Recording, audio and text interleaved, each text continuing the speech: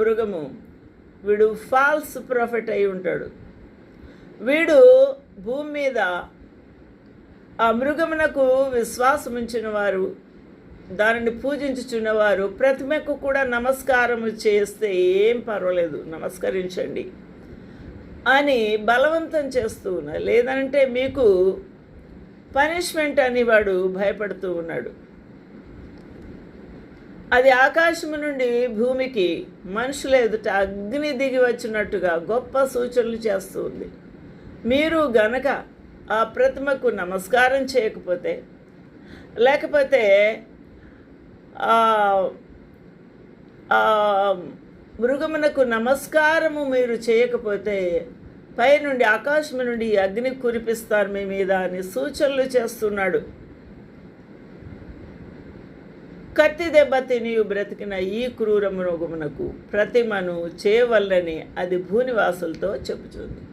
మొదటి క్రూర మృగము అనగా యాంటీక్రైస్ట్.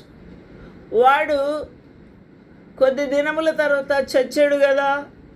మోషే ఏలియా కాలంలో, అనగా మోషే ఏలియా ఆ 7 ఏళ్ల మహాశ్రమల మొదటి కాలంలో 3.5 సంవత్సరములలో వచ్చి గొప్ప అద్భుతాలు చేసి సువార్తను ప్రకటించి ప్రవచనాలు చెప్పారు. అప్పుడు కత్తి దెబ్బ చేత ఈ మొదటి క్రూర మృగము చావు దెబ్బతిన్నాడు. కత్తి దెబ్బ తినియు చచ్చాడు. మరి ఆ తర్వాత బ్రతికాడు అని ఇక్కడ చూస్తున్నాం. బ్రతికిన, కత్తి దెబ్బ తిన్నాడు, చచ్చాడు, కానీ బ్రతికాడు.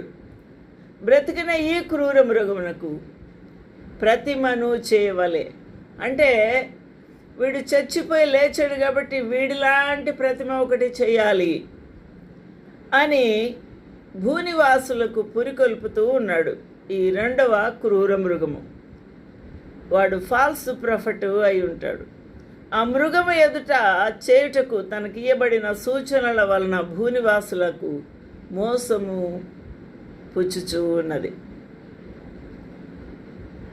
కాబట్టి ఈ ప్రతిమ ఏ రూపంలో ఉంటుంది అనే సంగతి మనకు ఈ 14వ వచనమే అర్థమవుతుంది. 14వ వచనంలోనే తెలుస్తూ ఉంది. ఈ క్రూర మృగమునకు ప్రతిమను చేయవలెను.